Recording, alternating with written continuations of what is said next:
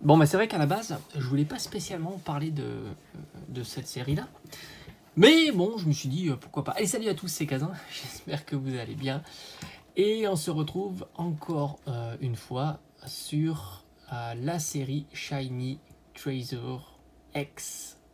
Évidemment, la future série qui va sortir en début d'année chez nous, destinée de Paldea. Alors pourquoi? Bah franchement, j'aime bien regarder régulièrement les prix. Alors je te cache pas que, justement, l'idée aussi c'est de... Parce que beaucoup sont intéressés par rapport aux cartes que je vais acheter, la collection que je vais faire, etc. Et c'est vrai que je regarde cette série pour plusieurs raisons, dont la principale c'est qu'il y a énormément de Pokémon que je collectionne, qui est à l'intérieur de cette série-là. Tu le sais, je collectionne des Pokémon et non pas des séries.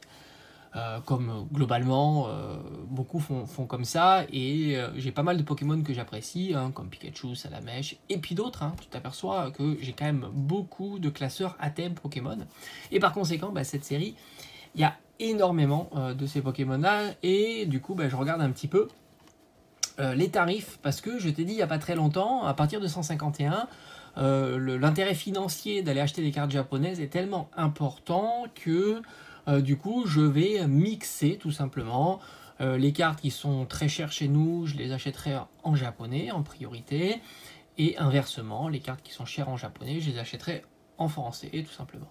Et tu t'aperçois que sur donc Shiny Treasure, il y a déjà pas mal de cartes qui se sont complètement écrasées, et j'étais assez surpris d'ailleurs, et justement je voulais en partager un petit peu ça avec vous, hein, tout simplement. Et ça a pris peu de temps. Peu de temps, ça veut dire que la série qui va arriver 4.5 chez nous, à mon avis, ça va être une série qui sera très très compliquée. Alors elle sera compliquée pour plusieurs choses. Déjà, si tu comptes ouvrir, tu risques de souvent d'être déçu si tu es comme moi qui collectionne certains Pokémon, parce qu'il y a énormément de Pokémon que tu n'aimerais pas avoir, hein, tout simplement. Parce que ce qui va tomber régulièrement, si ça prend un petit peu la même tournure que les ouvertures japonaises, ça va être petit shiny, full art shiny. Principalement, grosso modo, ce sont les cartes qui vont tomber le plus régulièrement. Je te parle de la série, on va dire, secrète. On vire évidemment les autres cartes, elles vont intéresser peu de monde et elles vont dropper hyper souvent, et par conséquent ça va faire un petit peu comme Destinée radieuse, ces cartes là comme le Dracofeu, le Mew, etc. Toutes les cartes recyclées des anciens blocs, enfin des anciennes séries, seront ultra pas chères, même sur du Dracofeu, ça c'est certain. D'ailleurs on le voit en version japonaise, c'est des cartes qui valent 1 ou 2 euros, d'ailleurs c'est peut-être même l'occasion de les acheter là, hein, tout simplement. Et on a vu ça aussi sur Zénith Suprême, rappelle-toi il y avait du recyclage sur Zénith Suprême. Comme je crois le Dracofeu d'ailleurs, et tu as aussi Rayquaza, je crois que c'était Dévo Céleste, enfin bref, tu avais un petit peu de recyclage aussi, par conséquent c'est vrai que les cartes sont plutôt pas chères. Et donc tu auras deux formats de cartes qui vont tomber hyper régulièrement, ça va être la Full Art et la Petite Shiny. Les autres formats de cartes sont très très compliqués à faire tomber, à savoir la SAR, la AR et les Gold. Les Gold c'est un cas particulier, peu de gens sont intéressés par ce format de carte là, et tout simplement elles seront pas chères. Les SAR et les AR, alors en règle générale chez nous les AR sont plutôt assez chères. Là on verra que en japonais elles sont en train de toutes se faire fracasser, sauf une mais qui a hyper décoté, mais hyper décoté. À tous les 2-3 jours elle décote, c'est assez impressionnant, c'est le Mimikyu. Mais bon, chez nous, ça sera dans une ETB, donc pas de problème. Les trois autres sont ultra pas chères, elles sont à 10 euros pièce. Et si ça continue comme ça, on risquera de les avoir encore moins chères. Un petit peu comme les AR 151 qui sont très très bon marché, je t'en ai fait une vidéo déjà. Moi, j'ai envie de te dire, les AR, si elles tombent à 5 euros, j'irai les acheter en version japonaise. Je vais pas me casser la tête d'attendre la sortie même de 4.5 en version française, et j'irai directement à 5 euros me procurer les AR. Je vois mal les AR françaises être au niveau de 5 euros, hein, tout simplement. Donc si ça arrive à 5 euros, j'irai les acheter, et puis au moins je serai plutôt tranquille. J'aurai ma collection de AR, j'aurai juste Mimikyu qui serait sorti de TB.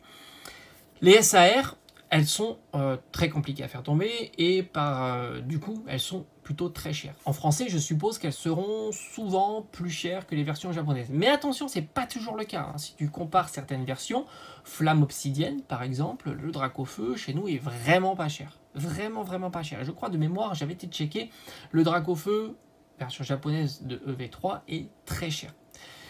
Donc là aussi, j'irai, alors ça dépend les budgets, hein, tu le sais, je mets rarement un gros budget sur ces cartes-là, mais là aussi, j'irai sur les cartes que je trouve les moins chères.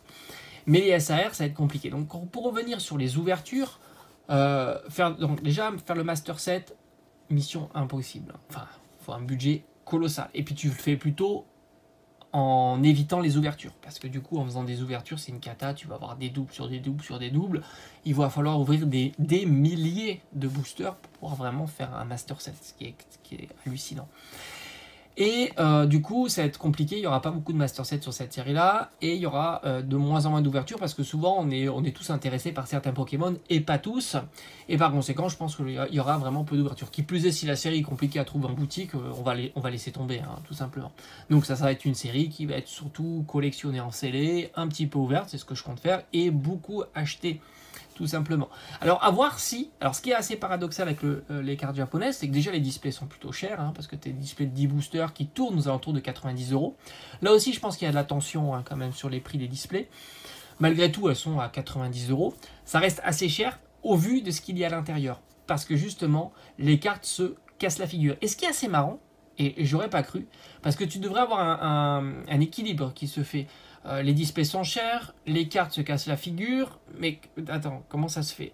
Puisque ça devrait freiner les ouvertures, et en même temps, il y a beaucoup de disponibilité sur les cartes d'occasion, on va dire, des cartes en vente, et les gens devraient plutôt acheter les cartes, ce qui devrait soutenir quand même le prix des cartes, monter un petit peu, etc. Donc ça se fait pas. Donc il faut croire vraiment que la série, elle plaît pas énormément, et malgré tout, elle est suffisamment ouverte. Alors je sais pas qui les ouvre, mais quand je vois les quantités d'annonces que l'on peut trouver sur cette série-là, c'est pas petit.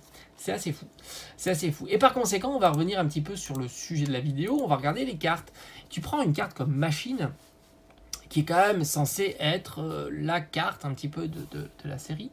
Elle a encore diminué. On se situe aux alentours de 300 €. Je trouve que c'est vraiment, vraiment intéressant de voir cette carte-là ne faire que de diminuer. Comme je t'ai dit, on va suivre vraiment la série. On va vraiment être très, très préparé pour l'année prochaine et voir un petit peu ce que l'on peut faire sur cette série-là. Machine, elle est en train de diminuer et il y a pas mal d'offres. Hein. Tu t'aperçois que y a beaucoup de gens qui essayent de s'en séparer et que ça prend absolument pas. On est aux alentours de 300 € et je pense qu'elle va descendre en dessous des 300 €. Il n'y a pas de raison. Le Dracofeu, le fameux Dracofeu, je l'ai vu à 250 €, voire même un petit peu moins. Après, évidemment, sur Dracofeu, tu sais comment ça fonctionne, il y a toujours un petit peu plus de demandes. C'est un petit peu l'idée que tu loupes le train avec Dracofeu. Alors tu te dis, est-ce que ça serait pas le point bas, est-ce que ça serait pas le moment? Mais lui aussi, encore une fois, alors Machine, c'est plus flagrant, elle était à 500-600 €, maintenant elle est à 300 €. En quelques jours, boum, elle a divisé son prix par 2. Dracofeu, alors je me souviens plus exactement, mais on était à plus de 350 €, 400 €, quelque chose comme ça. Là, on est en dessous des 300 €. Il y a pas mal d'offres en dessous des 300 €. Il y a quelques offres qui pop de temps en temps à entre, on va dire grosso modo, si tu es rapide, tu peux l'avoir entre 200 et 250 €. Là aussi, le prix se casse la figure, hein, quand même. Rappelle-toi que on est sur la carte qui sera certainement la carte la plus balèze de la série française. En japonais, c'est un petit peu différent. Donc, il se passe quand même pas mal de choses sur cette série-là. Pour moi, personnellement, je te dirais que ça sera une série flop. Alors, peut-être que je m'avance beaucoup et je me plante complètement. C'est possible. Et je le dirais d'ailleurs. Hein. Moi, j'ai pas du tout de problème pour dire je me suis planté ou pas planté sur ce que je t'ai dit. Mais bon, en ce moment, je suis plutôt dans les clous. Hein. Je t'avais prédit beaucoup de soldes, beaucoup de promotions sur Pokémon et ça ne fait que continuer. D'ailleurs, petite parenthèse, je suis allé à Carrefour pour voir un petit peu Pokémon et franchement, il n'y a rien qui est parti. Pourtant, en ce moment, Carrefour, tu as 15 € de bon d'achat pour 50 € d'acheter. Ça te fait grosso modo 30%. Et malgré tout, avec du Zénith Suprême à 20 € le tripack, il n'y a personne qui se dit je prends 3 tripacks, 60 €, 15 € de moins, 45 € les 3 tripacks. Ça fait 15 € le tripack. Je pense que c'est compliqué de faire moins sur Zénith Suprême. Mais bon, personne n'y pense. Personne. Pourtant, il y avait énormément de dispo. Donc, tu t'aperçois que même sur des séries comme ça, ça ne fonctionne pas. Et même en promotion, ça ne fonctionne pas. Donc moi je me dis que 4.5 risque d'être vraiment boudé. Alors sur garde-voir, alors c'est une garde-voir, elle va continuer à diminuer. Je pense qu'il faut la surveiller, mais le 100 € est largement atteignable. Elle est un petit peu plus chère qu'une centaine d'euros, mais là aussi il y a quand même des offres.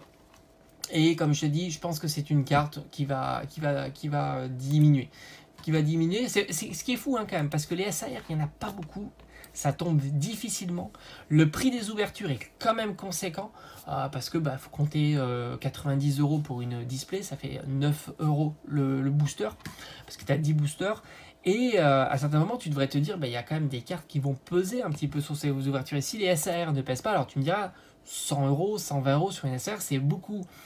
Oui, mais le booster est à quasiment 10 €.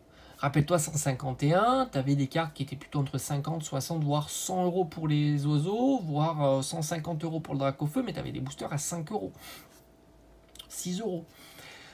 Donc, moi je me dis, j'ai l'impression que la tendance est plutôt encore à la baisse. Le Mew qui est magnifique, et à 120 €, j'ai l'impression qu'il est plutôt stable, mais on va continuer à surveiller tout ça. Pagna qui était assez cher.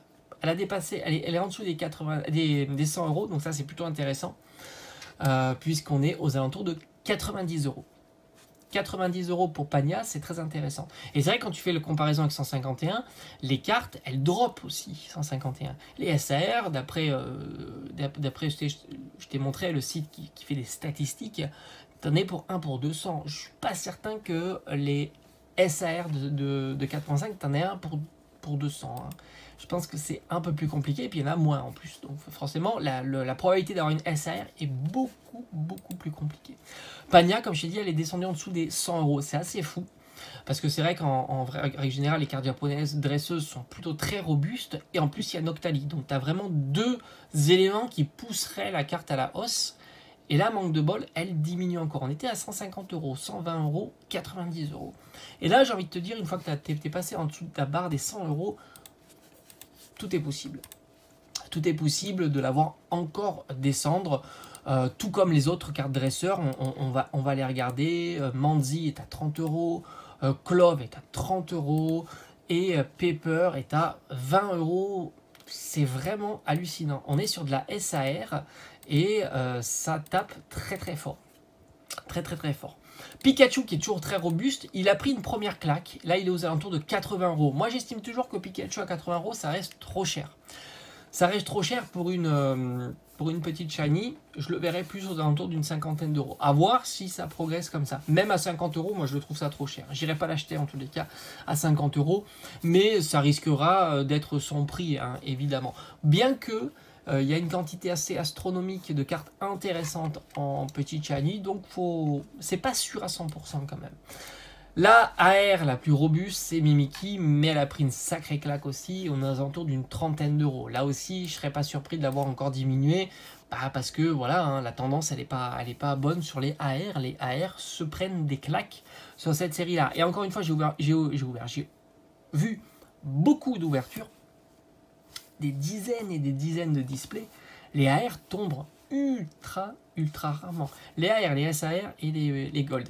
Et tu t'aperçois que c'est pas la rareté, hein, qui fait le prix de la carte. Hein. Ça, c'est clair et net. C'est vraiment la demande. Hein. La demande, et puis aussi les vendeurs. Hein. Tu vends plus difficilement une SAR à 10 €. Hein. C'est clair. T'as pas tendance à vouloir baisser le prix. Hein. Mais à un certain moment, ça sera le marché. Hein. Si tu veux vendre ta carte pour récupérer un peu d'argent, soit tu la vends pas et tu la gardes, soit tu t'alignes, hein, tout simplement. Hein. Le but étant, évidemment, de s'aligner si tu veux récupérer un peu d'argent. Les Black Gold, non, les Blue Gold, elles sont plutôt stables. Hein. C'est une vingtaine d'euros, hein, grosso modo, pour ces cartes-là. Oui, c'est ça. C'est vraiment une vingtaine d'euros. Moi, j'ai pas envie de mettre 20 €, je t'avoue, hein, sur ces cartes-là. J'aimerais vraiment les trouver à entre 10 et 15 €. C'est vraiment le tarif que j'ai envie de mettre pour ces cartes-là. C'est des cartes que j'aimerais bien avoir dans la collection quand même. J'aimerais bien en avoir une en vrai aussi. En ouverture, j'ai quasiment aucune chance d'en avoir une en vrai. Ça tombe ultra difficilement, mais c'est vrai que je t'avoue que c'est des cartes que j'aime bien, c'est des cartes que je collectionne, et je dirais pas non. Vraiment, ce qui est problématique dans cette série-là, c'est les petites shiny et les full art shiny. On verra justement que tu peux commencer à faire tes achats. Mais vraiment commencer à faire tes achats si cette série t'intéresse. Mimikyu shiny, petite shiny très chère. Hein, elle est presque à 20 €. C'est assez cher. Elle devrait diminuer, je pense. La Mew Full Art Shiny, qui est certainement la plus chère, qui est aux alentours d'une vingtaine d'euros. Donc elle a pris aussi une petite claque. Le Dracofeu Terra Cristallisé, alors nous, on n'aura pas de problème pour l'avoir, donc j'irai pas l'acheter évidemment.